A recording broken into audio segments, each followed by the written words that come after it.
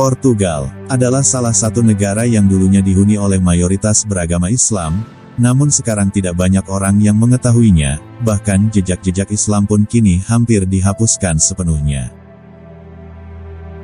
Islam di Portugal pernah menjadi populasi mayoritas pada abad ke-10.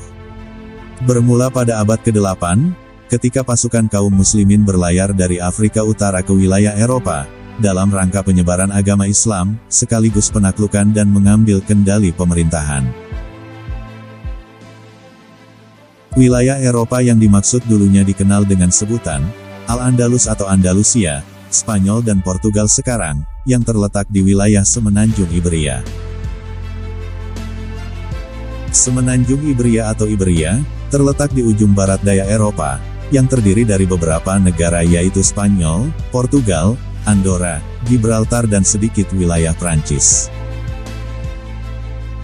Setelah Andalusia dikuasai kaum muslimin, sedikit demi sedikit wilayah Semenanjung Iberia mulai ditaklukkan.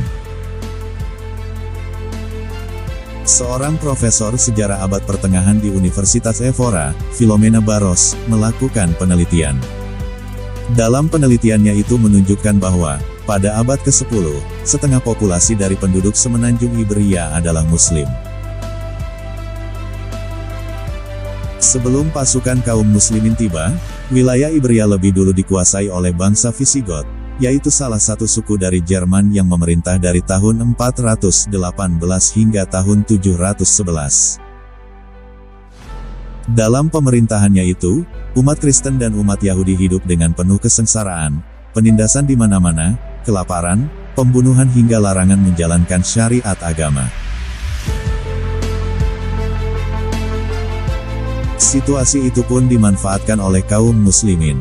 Di bawah komando Torik bin Ziyad, pasukan Visigot berhasil ditaklukkan. Setelah penaklukan itu, umat Kristen dan Yahudi bebas menjalankan syariat mereka, dan hidup dalam kemakmuran. Hal itulah yang membuat orang-orang di Semenanjung Iberia mulai memeluk agama Islam. Pada saat Islam masih berkuasa, Portugal kala itu dikenal dengan sebutan Garb Al-Andalus, atau bagian barat Andalusia. Di sana, umat Kristen dan Yahudi dilindungi. Namun, seiring berjalannya waktu, kaum muslimin mulai melemah. Seperti pepatah mengatakan, ada awal pasti ada akhir, ada masa kejayaan pasti ada masa kemunduran. Berbeda dengan Spanyol yang ditaklukkan pada abad ke-15, Portugal lebih dulu ditaklukkan, yakni pada abad ke-13 tahun 1249. Raja Afonso III dari Portugal ketika itu dibantu dengan pasukan salib, berhasil merebut Faro, benteng muslim terakhir di Algarve, yang membuat sebagian besar pasukan kaum muslimin di sana terbunuh. Sebagian melarikan diri ke wilayah yang dikuasai oleh muslim atau masuk Kristen, tetapi minoritas kecil diizinkan untuk tinggal di lingkungan yang terpisah.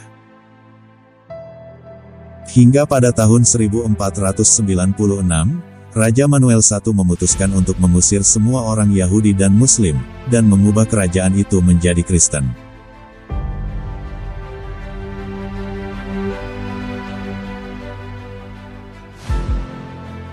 Setelah mereka diusir, sinagoga dan masjid dihancurkan, diberikan kepada gereja Katolik atau diubah menjadi tempat tinggal pribadi, dalam upaya untuk melenyapkan keberagaman masa lalu dan berabad-abad kehadiran Yahudi dan Muslim. Pengusiran minoritas Yahudi yang terjadi di tahun 1496, telah diakui oleh pemerintah Portugis dengan permintaan maaf publik, dan Undang-Undang tahun 2015, serta menawarkan kewarganegaraan Portugis kepada keturunan Yahudi yang diusir. Namun Muslim yang diusir di tahun 1496 pada saat yang sama, tidak diakui sama sekali. Ketika minoritas agama diberikan 3 pilihan, pindah ke agama Kristen, meninggalkan Portugal, atau menghadapi hukuman mati.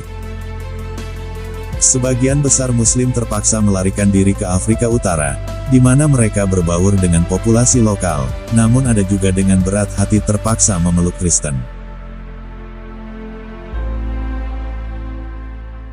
Pada saat ini, di sekolah-sekolah Portugis, sejarah pemerintahan Islam di Portugal hanya dipelajari sebentar saja.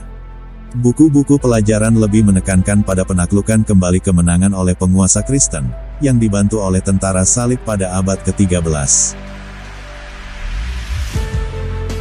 Filomena Barros menerangkan bahwa, penaklukan kembali yang dilakukan oleh orang Kristen, tidak berarti orang Muslim harus kembali ke tanah mereka, karena tanah ini juga milik mereka, terangnya. Sebab setelah penaklukan itu, identitas Portugis dibangun untuk menentang bangsa Moor, yang secara historis digambarkan sebagai musuh. Tetapi tidak semua orang setuju dengan versi sejarah ini, karena sebagian besar penduduk ketika itu memeluk agama Islam.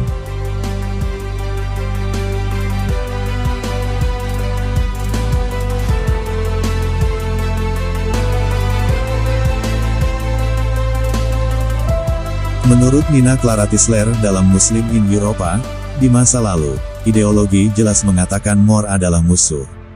Beberapa sisanya masih tampak sampai sekarang. Di buku-buku sekolah pun, Moor masih tetap musuh. Tetapi kalangan elit telah mengevaluasi penilaian ini. Sejak 1990-an, mereka sudah mencoba menunjukkan warisan Islam sebagai sesuatu yang positif, kata Tisler menegaskan. Walaupun pengaruh Islam di Portugal sudah mulai hilang, tetapi peninggalannya masih dapat dirasakan. Salah satunya ada pada bagian bahasa Portugis. Setidaknya ada 19.000 kata serapan yang diambil dari bahasa Arab. Contohnya dalam bidang kuliner, Al-Karafiyah, yang diambil dari bahasa Arab, Al-Karawiyah, yang berarti jintan. Kemudian ada, berinjela, dalam bahasa Arabnya, Al-Bazinjan, yang artinya terong. Espinafre, Arabnya, Al-Isbanah, yang berarti bayam. Dan masih banyak lagi. Kemudian dalam nama tempat seperti, Albufeira, diambil dari bahasa Arab, Al-Buhairah, yang berarti danau. Al-Kantarilha, Arabnya, Al-Kantarah, yang artinya jembatan. Al-Qaryah, Arabnya, Al-Qaryah, artinya desa. Al-Madena, Arabnya, Al-Madinah, yang berarti kota, dan Al-Mansil, Arabnya, Al-Manzil, artinya rumah.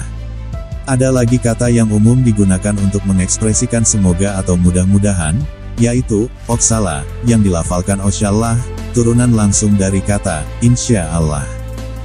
Hal ini wajar, karena leluhur mereka pernah menggunakan bahasa Arab dalam kesehariannya.